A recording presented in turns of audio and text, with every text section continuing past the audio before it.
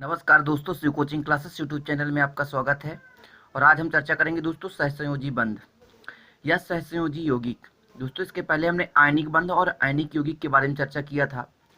आयनिक में दोस्तों आयन होते थे और सहसंयोजी इसमें इलेक्ट्रॉन होंगे।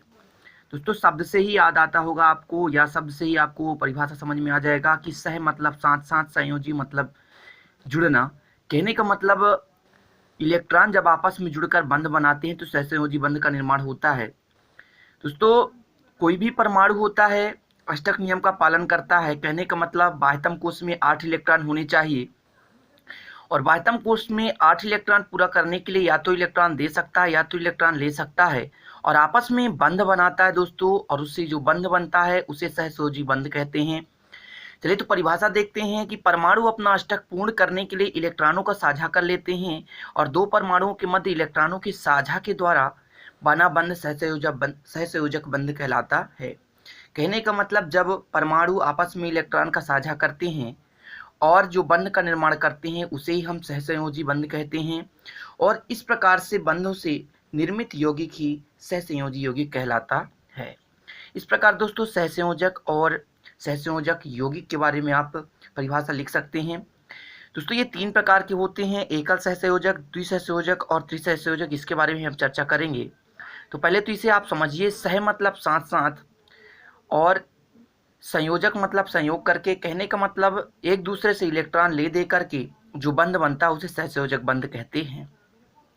जैसे एग्जाम्पल की बात करें दोस्तों, अमोनिया, नाइट्रोजन है, नाइट्रोजन के बाह्यतम कोश में कितने इलेक्ट्रॉन होते हैं दोस्तों? तो 5 इलेक्ट्रॉन होते हैं। 3 हाइड्रोजन से मतलब एक एक इलेक्ट्रॉन लेकर के, इसे इसमें बाह्यतम कोश में 5 इलेक्ट्रॉन है। जब एक इलेक्ट्रॉन इस हाइड्रोजन से, एक इलेक्ट्रॉन इस हाइड्रोजन से और एक इलेक्ट्रॉन इस हाइड्रोजन से ले लेता है तो 3 इलेक्ट्रॉन अन्य ले लेता है। इस प्रकार इसके कोश में 8 इलेक्ट्रॉन हो जाते हैं और ये अष्टक नियम का पालन करने लगता है, और इस प्रकार से ये यौगिक बना लेता है। तो अमोनिया में कौन सा बंध पाया जाता है दोस्तों? तो सहसंयोजक बंध पाया जाता है।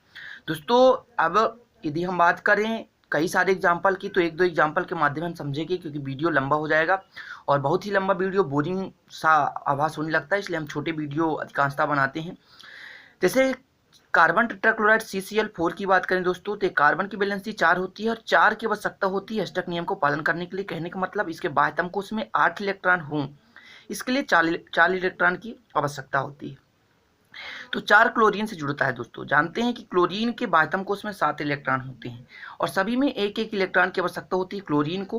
तो इस प्रकार से क्लोरीन आपस में बंध बनाते हैं, किसके साथ? कार्बन के साथ, एक एक इलेक्ट्रॉन के साथ। तो इस क्लोरीन की बाह्यतम कोश में 7, तो एक इससे ले लिया तो 8, और इसके लिए एक इलेक्ट्रॉन इसको दे देता है। तो इस प्रकार 4 क्लोरीन कार्बन को 4 इलेक्ट्रॉन देते हैं।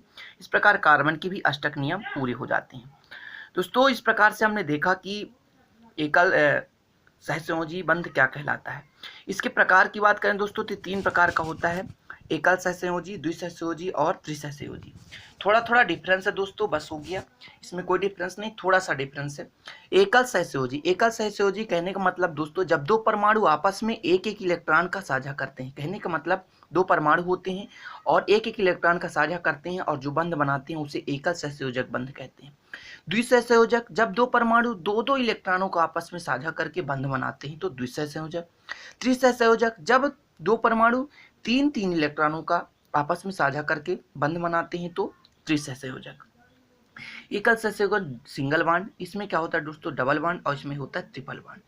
कहने का मतलब एकल सहसंयोजक में एक एक इलेक्ट्रॉन आपस में क्रिया करके, ठीक है, बंध बनाते हैं, और द्विसहसंयोजक में दो दो इलेक्ट्रॉन आपस में क्रिया करके बंध बनाते हैं। त्रिसहसंयोजक में तीन तीन इलेक्ट्रॉन आपस में संयोग करके बंध बनाते हैं। तो इस प्रकार से एकल सहसंयोजक, द्विसहसंयोजक और त्रिसहसंयोजक की परिभाषा भी आप लिख सकते हैं। कैसे लिखेंगे परिभाषा? जब दो परमाणु आपस में एक एक इलेक्ट्रॉन साझा करके बंध बनाते हैं तो उसे एकल सहसंयोजक बंध कहते हैं। इसमें दो इलेक्ट्रॉन आपस में भाग लेते हैं।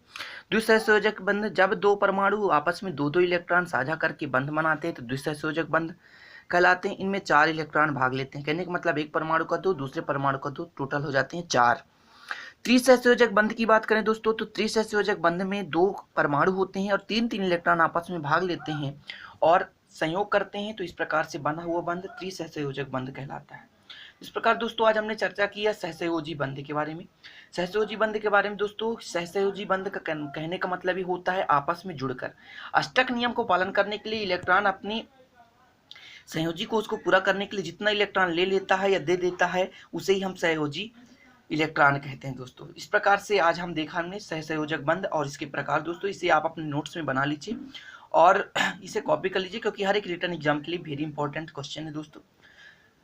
और इसके बाद भी हम केमिस्ट्री की वीडियो अपलोड करते रहेंगे दोस्तों। हमारी वीडियो को देखने के लिए बहुत बहुत धन्यवाद।